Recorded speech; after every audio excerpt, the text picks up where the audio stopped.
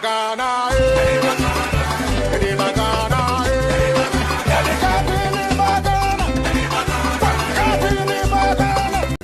folks, this is Evans Akik. Since Ghana's match against Portugal, so much has gone under the bridge, so much water. I've been very busy, I've not had time to sit down, but today I want us to do a post-mortem of the match, and I will have what I'll call 10 lessons that I picked from the Ghana-Portugal match that we can look at. Number one is that this World Cup, FIFA prioritizes business ahead of fair play. You can clearly see, look at the Ronaldo issue in particular.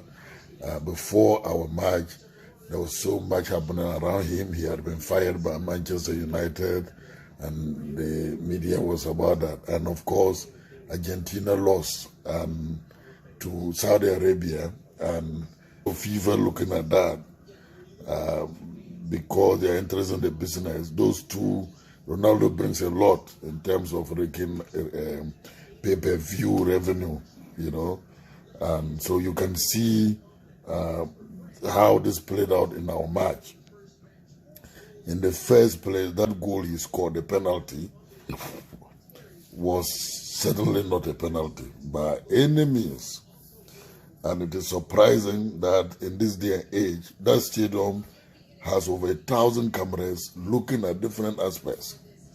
And to suggest that the referee refused to go check on VAR. VAR and his colleagues monitoring with all the cameras, they know prompting to have a second look at the incident, to just tell you that there was a grand plan. And I'm justifying it because in the end, Ronaldo gets awarded best player of that match.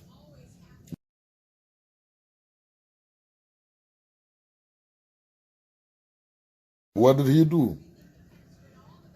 Fernandes was the star of that Portuguese team. He created both goals. So if Fernandes and Ronaldo got substituted and was on the bench. So how, and first, he dives to get a penalty, which he scored anyway, and then he substituted. He played little role in the victory, they choked, and then he gets to be best player of the match. There was certainly an agenda at stake. Let's take a look at the analysis of the penalty incident by referee Mike Dean of the EPL. I have no idea. I think I watched it off the speed at first. I thought that looks like a penalty, but when you dissect it properly, like we just have done, from the referee's angle, it looks like it's like this. Yeah, I get that. It does look like a foul. The get out for the referee is the new thing that's in now, which is VAR, which should get the referee out of trouble, which it should do. The angle from behind the goal you've just seen there, the defender clearly plays the ball, Ronaldo then touches the back of the defender, goes down, instigates a contact. It's not the referee's fault, because referees give the decision on the field of play. The VAR, in my opinion, should have got involved and should have invited the referee over and have another look at it, in my opinion. You see, the thing that people will argue is, okay, this is a group stage match, right? But if this is a semi-final or a final of the World Cup, and VAR says, well, I'm not getting involved, that's frightening. It's scary. It is scary, I have to say. I'm just astounded that, I like to back referees all the time, and you can't support stuff like that. You can't defend the indefendable. To me, it should have been an overturn. He should have gone to the screen. He should have looked at it. He should have looked at all the angles available. The only thing I can think that may well have happened is, for some unknown reason, and it does happen, and it happens sometimes in the UK, is there's angles that they have in the VAR hub that sometimes you can't get straight away, because if the VAR doesn't choose the angles, the operator next to him will get the angles for him. So if he can't get that angle for some reason, I know he's got to. You've seen it on TV, he surely sees it. He should do, but there may well be some kind of technical glitch in there. We don't know that. But I just can't understand why he wasn't sent to the screen. So that was wrong. Invited. Yes. Invited. So that was wrong. 100% is wrong. Yes. Okay, there was a decision that went. Now you have heard referee Mike Dean. Clearly, This was not a penalty, and this was cooked from the VI room with the support of the referee to literally rob Ghana so that Cristiano Ronaldo can make history and then keep the World Cup business going.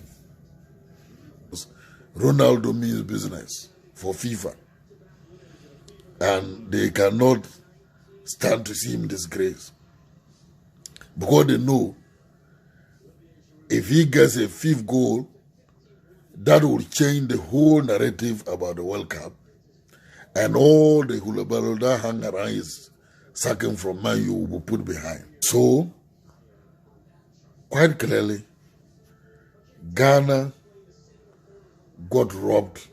Lesson 2 goes to the goalkeeper. He did wonderful well. He pulled off 2 brave saves from Cristiano by coming out at the right time.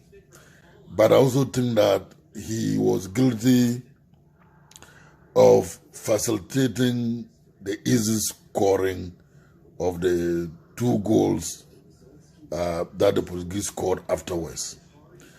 Let's look at João Felix's finish.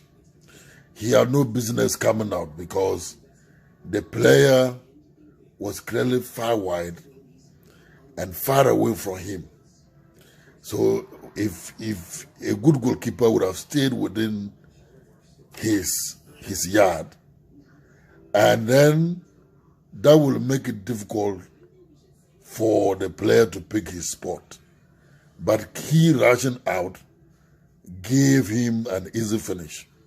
The technical handlers should engage him and let him time his coming out and staying in his goal line, in his goal area.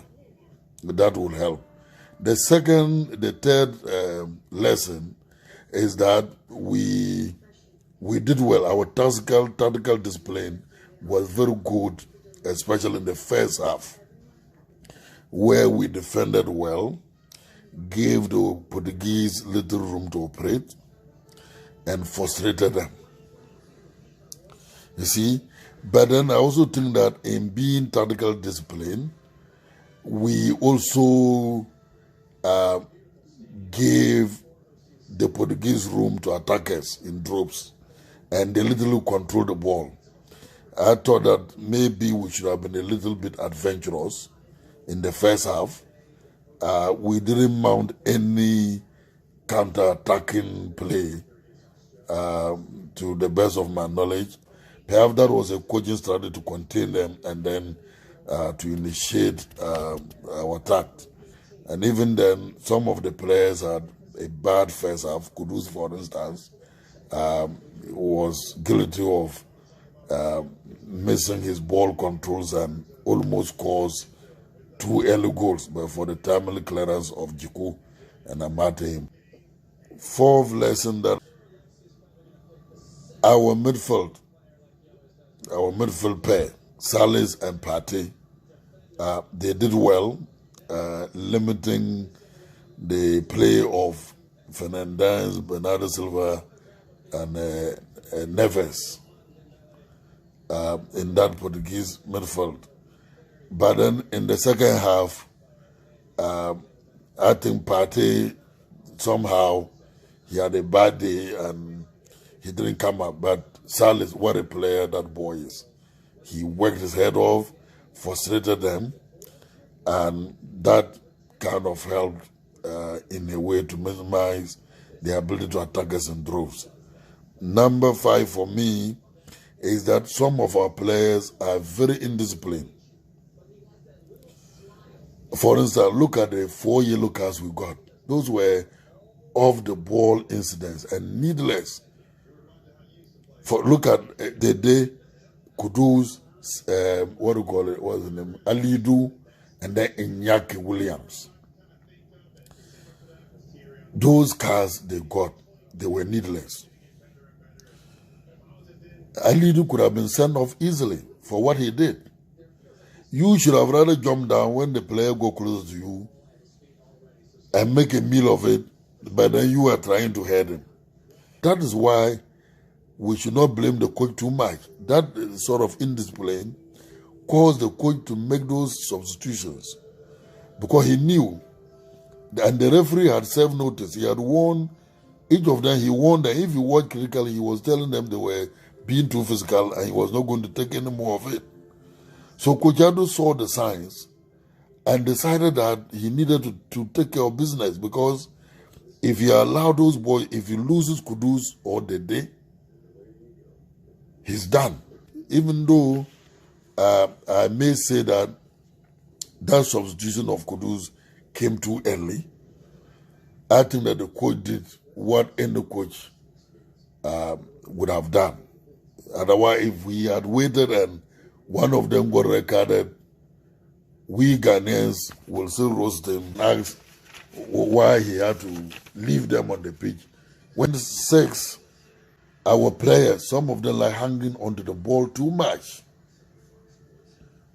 I will single out the day, Kudus and Jordan. When they play one touch ball to you, in a match like that, you don't waste time. Because the least mistake you do, they pick the ball and they head towards. Kudus almost caused 2 early goals in the first half.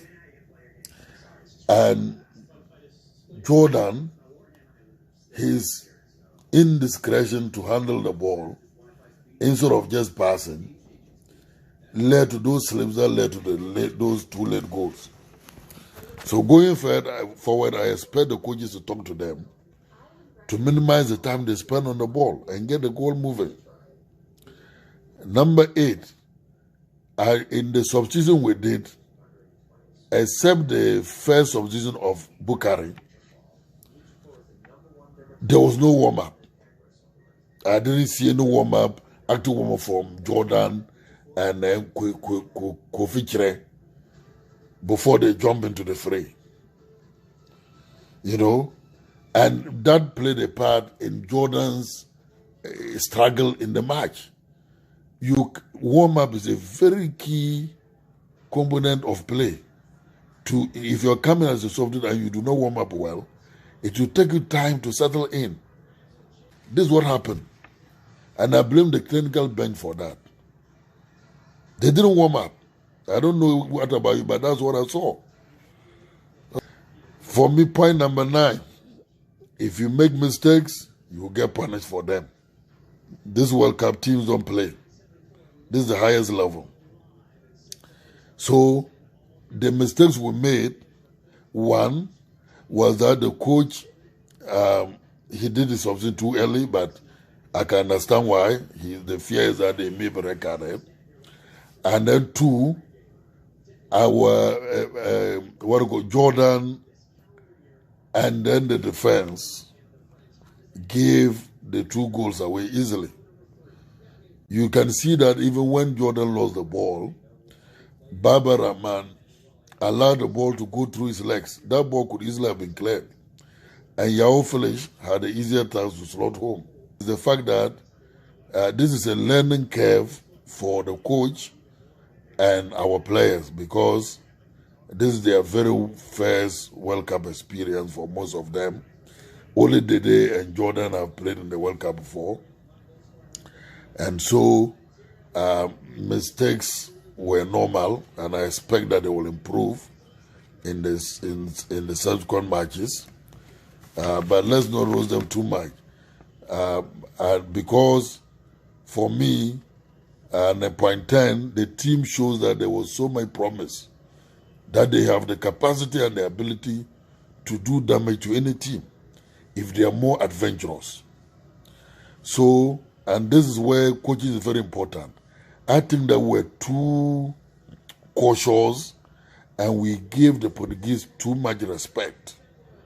And justifiable so, because this Portuguese team is packed with stars who have played together for a long time. They are not like our Fracobo team that has not played together for a long time. And so it is just that we gave them that respect. But in the second half, we saw that when we opened up to play, we caught them napping. And they were scared. You can see what Cristiano was doing on the bench. He was literally scared. But for Iñaki Williams' sleep, and I do not understand why he decided to turn instead of just backheeling the ball. All he needed was a backheel, and we are done. But that said, I think that we have a good team. We are going to progress. And I pray the coaches in the next matches, we have nothing to lose. There's no need playing 5 defenders at the back this time. We need to be more adventurous and attack. And I pray Partey lifts up his game. I have heard people say that he's a victim of our tactical, what do you call it, indiscipline or positioning. This is neither here nor there. Partey has been played in that 6th role. He's not done anything exceptional. Now we have Salis who came in and was doing the dirty work. We expected much more from Partey. Yeah, I know the coaches know what they are doing. In the next 2 matches, I have watched the Uruguay South Korea match. I think these are every teams that we can match, boot for boots. And we want the coach to be more adventurous in the last 2 matches. We have nothing to lose. We can't go home. We need to come out and attack. No more sitting back to hold anybody. We should come out from the onset and attack on all droves. And against the Koreans, we need pacey wingers who can quickly attack their flanks. There's so much weakness in there. And then Uruguay match. That one is all that be done. So on Monday, I expect the coach to be more adventurous, and then hopefully we'll qualify. Thank you. If you enjoy this, kindly subscribe to my channel so that when I drop videos like this, you can see. Thank you. My name is Vincent Twig, Menotter.